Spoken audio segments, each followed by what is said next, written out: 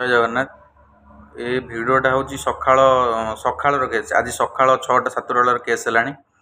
ଏ ଗାଈର ଗୋଡ଼ ଭାଙ୍ଗି ଯାଇଛି। ତାର ଗୋଟେ ଛୋଟ ଛୁଆଟା ଅଛି ବି କ୍ଷୀର ପିଇବାକୁ କେମିତି ହେଉଛି ଆପଣ ଦେଖିପାରୁଥିବେ। ମାଆଟା ଆକ୍ସିଡେଣ୍ଟ ହେଇକି ଏଠି ପଡ଼ିଛି। କୋର୍ଟ ତରଫରୁ କେହି ଗୋଟେ ସାହାଯ୍ୟ ଏଠି କରିବା ପାଇଁ ଆସିପାରୁନାହାନ୍ତି। ଆଜି 5ଟା 6ଟା ବାଜିଲାଣି। ମୁଁ ଟ୍ରାଫିକ୍ ବାଲାଙ୍କ କୌଣସି ମତେ ଗୋଟେ ନମ୍ବର ଆଣି କଣ୍ଟାକ୍ଟ କଲି। ସେମାନେ ଡାଇରେକ୍ଟ କହୁଛନ୍ତି ଯେ ଆମେ ସେ ବାବଦରେ କିଛି କରିପାରୁନୁ, ଆମେ ଜାଣିନୁ। ଆଉ କେଉଁଠି ଗାଈ ଆକ୍ସିଡେଣ୍ଟ ହେଲା କ'ଣ ହେଲା ସେ କଥା ଆମେ ବୁଝିବୁ। ଆଉ ତମର ଆଉ କାହାକୁ ଫୋନ୍ କରି କୁହ।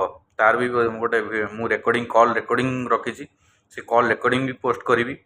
ଆଉ ପାରାଦ୍ୱୀପରେ ଆମର କୁହାହେଉଛି ଯେ ପାରାଦ୍ୱୀପ ଶିଳ୍ପ କ୍ଷେତ୍ରରେ ନମ୍ବର 1, କିନ୍ତୁ ଏଭଳି କ୍ଷେତ୍ରରେ ନମ୍ବର 0। କାହିଁକି ନା ଯେହେତୁ ଗୋଟେ ଗୋମାତାକୁ ସୁରକ୍ଷା ଗୋଟେ କୋର୍ଟ ପ୍ରଶାସନ ଦେଇପାରୁନାହିଁ, ଆଉ ପାରାଦ୍ୱୀପରେ ଶିଳ୍ପରେ ନମ୍ବର 1 ହେଲେ କ'ଣ ହେବ?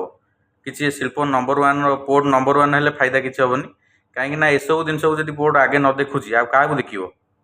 ପୋର୍ଟରେ ସେମିତି କହିବାକୁ ଗଲେ ବି କୌଣସି ଟ୍ରାଫିକ୍ ସୁବିଧା କିଛି ବି ନାହିଁ। ମନ ଇଚ୍ଛା ଯିଏ ଯେମିତି ଗାଡ଼ି ପୁରଉଛି। ପୋର୍ଟରେ ତ ଦୁନିଆ ଆକ୍ସିଡେଣ୍ଟ ଆପଣମାନେ ଜାଣିଥିବେ। କିନ୍ତୁ ଆଜି ସକାଳୁ ହେଲାଣି ଏ କେସ୍।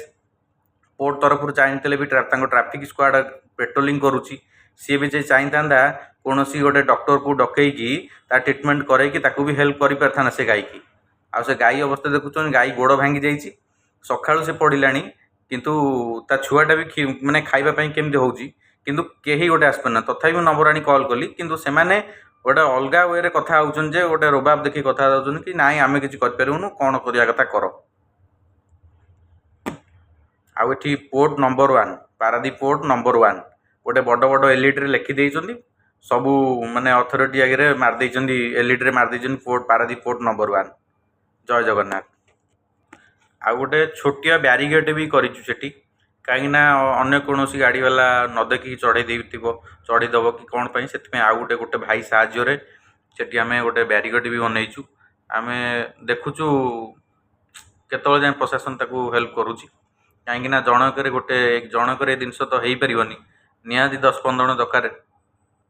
ଆଉ ସେଥିପାଇଁ ମଧ୍ୟ ଭିତରକୁ ସବୁ ଡ୍ରାଇଭର ଭାଇମାନେ ସାହାଯ୍ୟ କରିବା ପାଇଁ ରାଜି, କିନ୍ତୁ ପୋର୍ଟ ତରଫରୁ କିଛି ସାହାଯ୍ୟ ମିଳୁନାହିଁ। ଯାହା ହେବ ଦେଖାଯିବ। ଜୟ ଜଗନ୍ନାଥ। ମୁଁ ତ ଆଶା କରିବି ସେ ଗାଈର ଦେହ କେମିତି ଭଲ ହେଇଯାଉ। ଯଦି ବି ବଜରଙ୍ଗ ଦଳର ଭାଇମାନଙ୍କ ପାଖରେ ଯଦି ମୋ ମେସେଜଟା ପହଞ୍ଚିବ, ସେ କଥାବାର୍ତ୍ତା ହୁଅନ୍ତୁ କେମିତି ସେ ଗାଈଟାକୁ ସାହାଯ୍ୟ କରିବା, ସେଥିପାଇଁ ଚେଷ୍ଟା ଟିକେ କରନ୍ତୁ।